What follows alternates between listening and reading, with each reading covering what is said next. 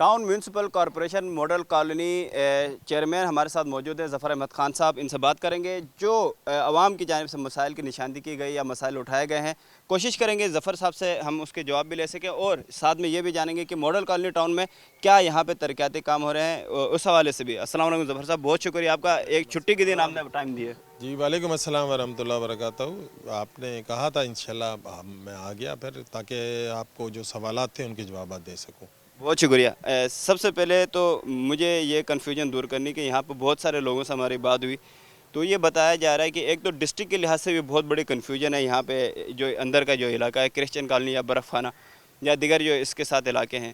دوسرا ٹاؤن کے لحاظ سے بھی کنفیوژن پا جاتی ہے. شہریوں کا, رہائشیوں کا یہ کہنا ہے کہ کوئی مسئلہ لے کے کسی کے پاس جاتے ہیں تو وہ ان کی جانب سے کہا جاتا ہے نہیں یہ اس ٹاؤن میں نہیں اس ٹاؤن میں آتا ہے یا اس ڈسٹرکٹ میں نہیں اس ڈسٹرکٹ میں آتا ہے. تو یہ کیا اس حوالے سے کنفیوژن ہے یہاں پہ؟ دیکھیں جی, اس حوالے سے کنفیوژن تو یہ تو سندھ گورنمنٹ کا کام ہے جنہوں نے اس جو حلقہ جات بنائے تھے اور جس وقت حد بندی ہو رہی تھی مختلف ٹاؤنز کی اور یو سیز کی, تو اس میں لازمی سی بات ہے پیپلز پارٹی کی بدنیتی شامل تھی. الیکشن کمیشن کے ساتھ مل کے جو پرانا ایک ملیر ٹاؤن ہوتا تھا اور وہ ساری چیزیں ہوتی تھی اس کو ختم کر دیا گیا اور اس کے ساتھ ساتھ اس کو ماڈل کالونی ٹاؤن بنا دیا. ڈسٹرکٹ ملیر کو ایک علیحدہ کر دیا پارٹس کو. وہاں پہ جو ہے نا 8-8 ہزار کی یو سیز وہاں پہ بنا دی گئی. ہمارے پاس 55 اور 60 ہزار ووٹوں کے ساتھ بنائی گئی. ڈسٹرکٹ کورنگی میں ہم لوگ شامل ہیں. اچھا, اب ملیر کا آدھا حصہ ٹی ایم سی ملیر میں اور آدھا حصہ ماڈل کا ٹاؤن میں, تو اس وجہ سے لوگوں کو یقیناً کنفیوژن ہے کیونکہ اس سے پہلے 2001 سے 2005 میں یہ پورا کے پورا ملیر ٹاؤن تھا. تو لوگوں کو سہولت تھی, لوگوں کو آسانی تھی, لوگ آتے تھے اور ان کے مسائل حل ہوتے تھے. اب مسائل حل کرنے کے لیے کبھی وہ ادھر آتے ہیں اور کبھی ادھر جاتے ہیں. کوشش ہم کرتے ہیں کہ ادھر کے لوگوں کے بھی ہم مسائل حل کر دیں.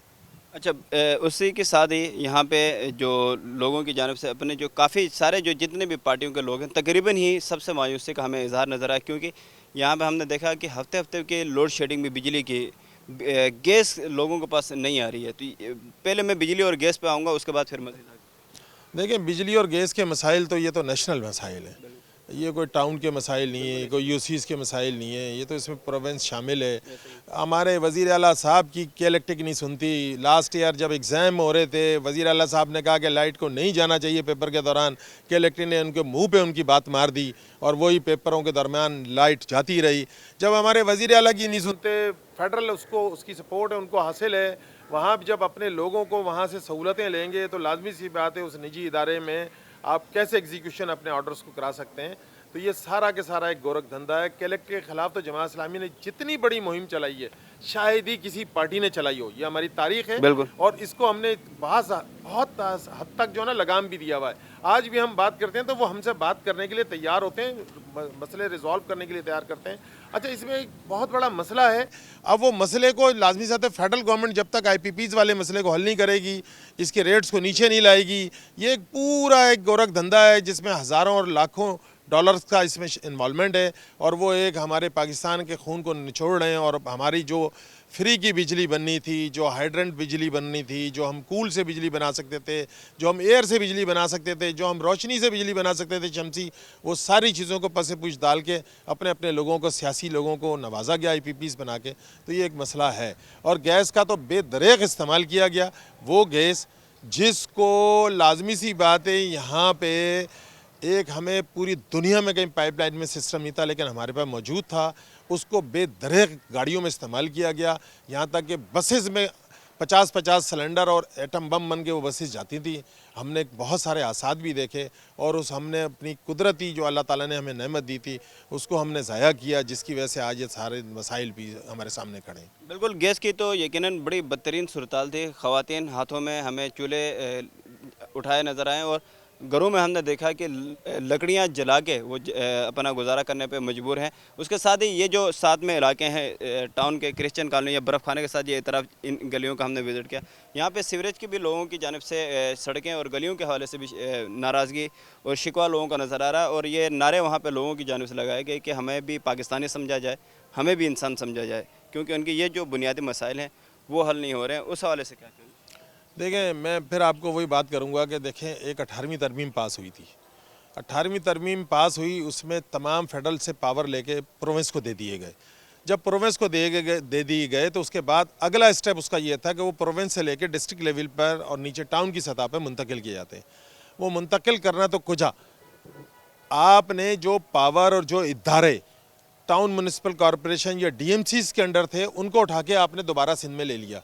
میں اس کی مثال دیتا ہوں, سالڈ ویسٹ مینجمنٹ بورڈ, آپ کراچی ویٹرن سیوریج کارپوریشن جو پہلے ٹاؤنز کے تحت ہوتی تھی. مجھے بتائیے جس ایکسین کو ہم اب ملازمت میں رکھ نہیں سکتے, ان کو ملازمت سے نکال نہیں سکتے, انہیں سسپینڈ نہیں کر سکتے, وہ ہمارا عملہ بات کیسے سنے گا؟ دیکھیں یہ تو آپ ایک خود اس کو اس کیفیت میں لے کے جا رہے ہیں, آپ اپنے اداروں کو خود فیل کرنے کی طرف, فیلئر کی طرف لے کے جا رہے ہیں. دیکھیں دنیا بھر میں گراس روٹ لیول پہ نیچے آتی ہیں تمام سہولتیں اور تمام فیسلٹیز.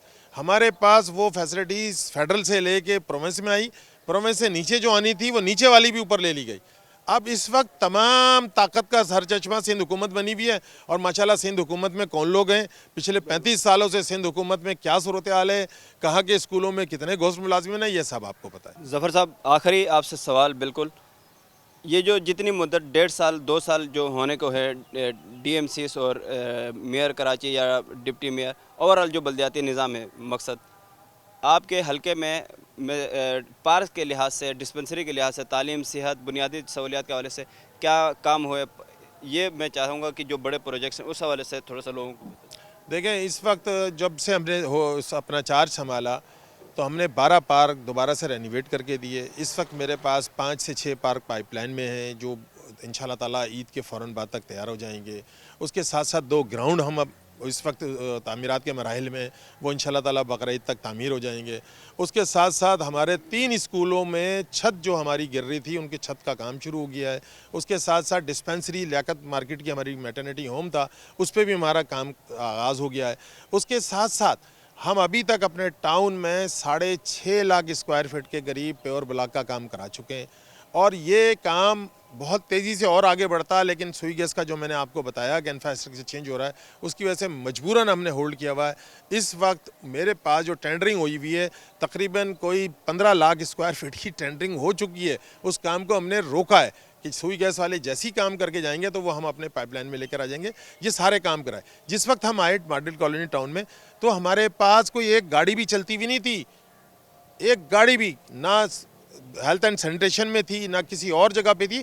اس وقت ہمارے پاس الحمدللہ کوئی 16 کے قریب گاڑیاں تیار ہو گئی ہیں جو یہاں کے لوگوں کی سہولت کا باعث بن رہی ہیں اور ان کے کام کاج کر رہی ہیں.